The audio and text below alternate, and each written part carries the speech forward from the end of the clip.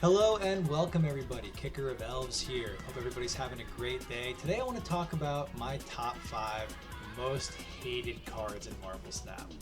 Now right out of the gate, I'm not going to be talking about tech cards. This isn't going to be a list of Mercury, Shadow King, Cannonball. I don't care for those cards, but they're a little bit obvious. I want to talk about other cards that when I'm playing them or I see them played just make me want to just go, ugh. I'd say pull my hair out, but that's already a done deal. So yes, this is no tech cards edition. This is kind of hard mode because boy would it be easy to fill a list of just saying I don't like Cosmic Ghost Rider. But without further ado, let's talk about these cards. If you have different feelings, if you have a card that you absolutely hate, please let me know in the comments. Hit that subscribe, hit that like button. It's been a lot of fun making videos for you all the last couple of weeks, and we're going to keep it going. All right, without further ado, my number 5 most hated card in the game is Titania. So Titania, after the Shuri nerfs and stuff like that, we used to see this card played in like Shuri Zero decks back in the day, but she's really used in clog decks, which have been taken down a lot. She really helps with the kind of build your own Professor X deck list style, wherein you want to have like, okay, on turn 4, I'm playing Titania and then Green Goblin into a player's location where they've already got 2 cards down, and that in theory should lock it out. Sounds good, and helps you do that build your own Professor X. You know, pre-nerf Professor X, you could just throw him down, lock out a location. After all the nerfs, you can't do that anymore. Titania plus Green Goblin can do that, but you have to play perfectly. And that is a big if. If they add another card there, if they add 2 cards there, it just adds way too much. And really, if you think about it and zoom out, Titania is asking a ton of you for trying to win that location. And if she's not doing that, even at best, she's a 1/5, which is great, but just 5 power. And if you don't play it perfectly, she opens this up annoying side quest that's for you and your opponent. You don't want to deal with having to time your plays to have a Titania land on the right side. You played her to try and lock down a location. Your opponent certainly doesn't want to deal with it. So she's not fun for you to play with, not fun for your opponent. Yeah, not a fan of Titania. Part of me always thinks, this is going to be the season I sit down and master the Titania Green Goblin combo, and I never do. Not a fan of Titania. Number 4, Cassandra Nova. I feel like this card does not get enough hate, enough anger towards it. When she was released, she was kind of the hero. We got her for freaking Deadpool's Diner during a meta game where Erisham was extremely dominant.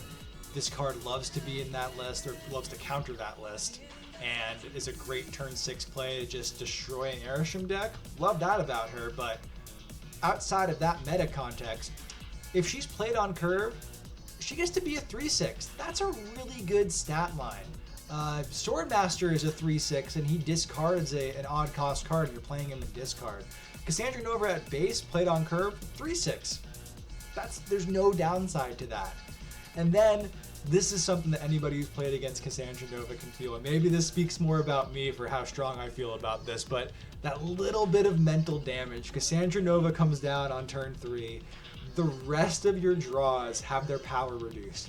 It's only by 1, but just seeing that card come into your hand with a little red in its power, there's just that little bit of demoralization that makes me be like, man, why couldn't they have played pretty much any other 3-cost card?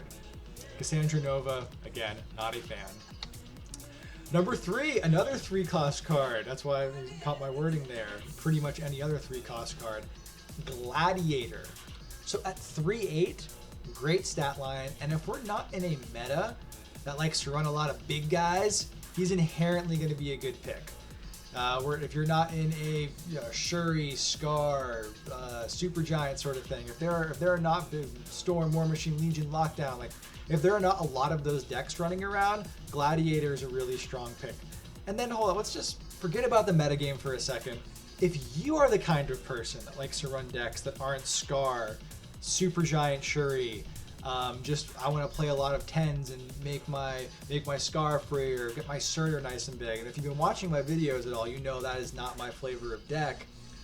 And then separate from that, if you're just the kind of player who likes to just play cards and have them, be on the board, if you like to play move decks and keep your Sparky, your Madam Web, your Dagger on boards and scale them, he is a pain to deal with.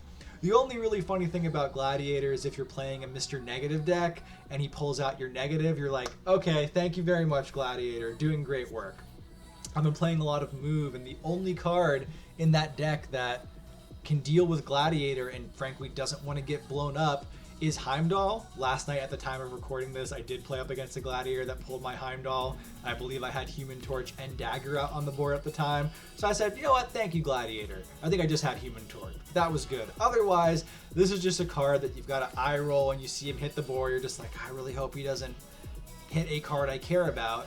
And if you're playing tightly constructed decks wherein it's not just like Thanos Airshim and you're like, oh great, you pulled out my Zorn. Whatever, I wasn't going to play that anyway. Gladiator is a huge pain. Number 2, Hela. I feel like this is not a controversial take. Hela is just the absolute worst feeling combo deck to go up against. Real quick, I just want to say thank God Zombie Galacti ended up being as bad as he was. There was definitely a little bit of unknown there. You could probably see the writing on the wall that like this is not going to be a good card. He's a 7/4. You have to ramp and do power buffing for it to work. There was a bit too many hoops to jump through.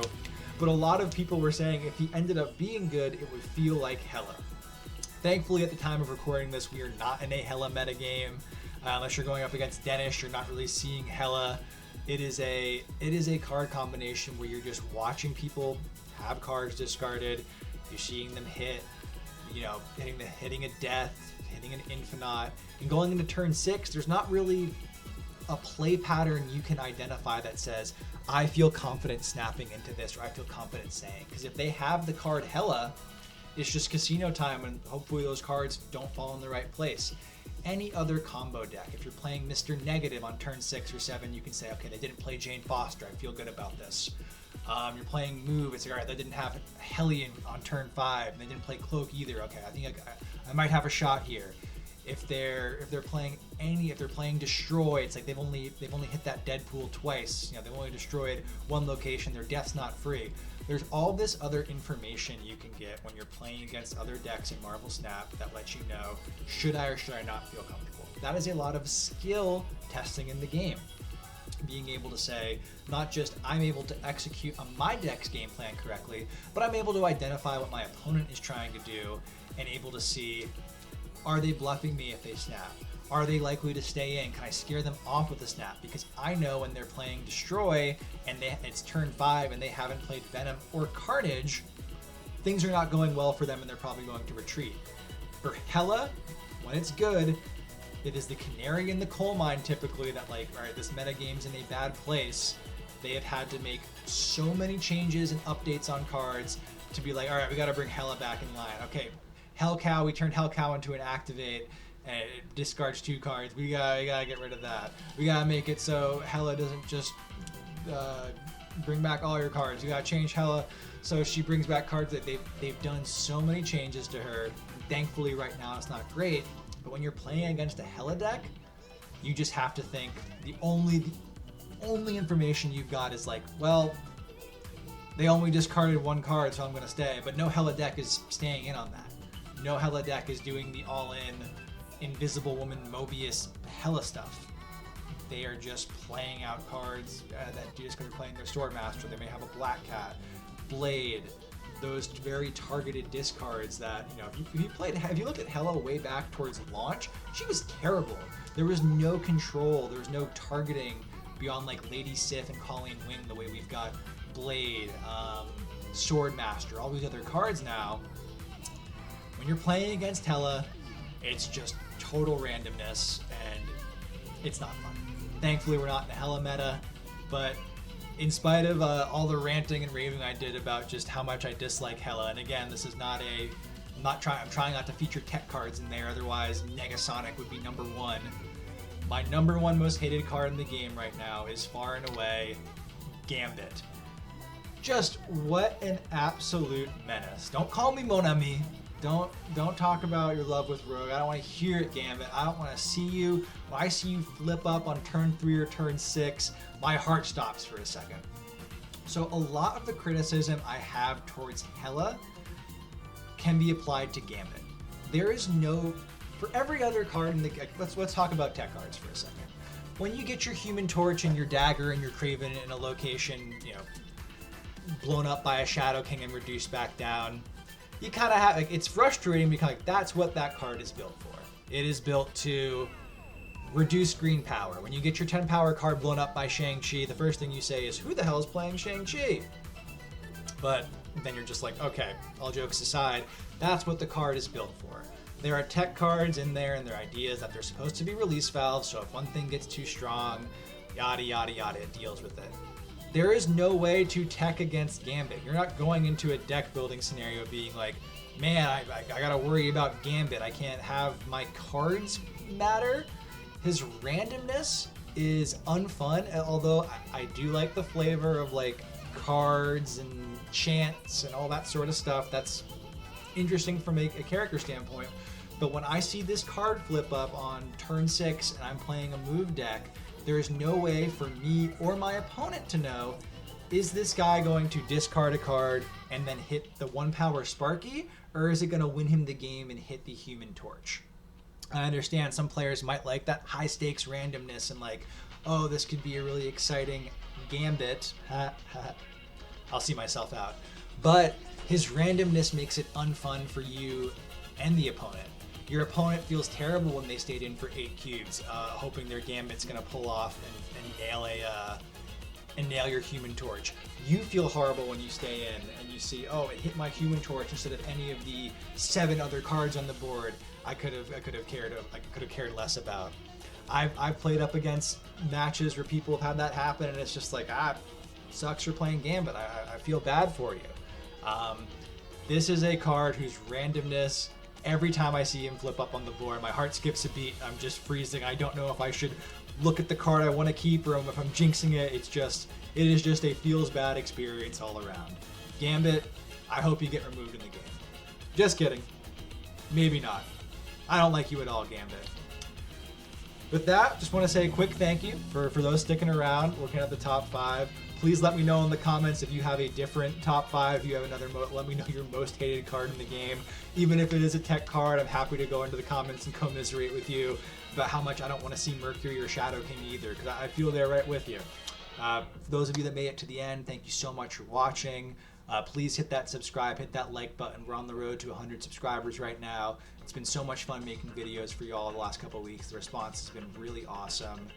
And yeah, please leave a comment. Again, let me know your most hated cards. Even if you don't want to talk about Marvel Snap or cards you don't like in Marvel Snap, you can just talk about how much FLCL changed your world when you were younger, or how great Pavement is, or how the end of Evangelion is such an incredible movie.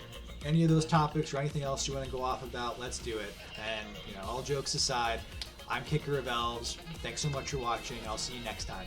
Bye.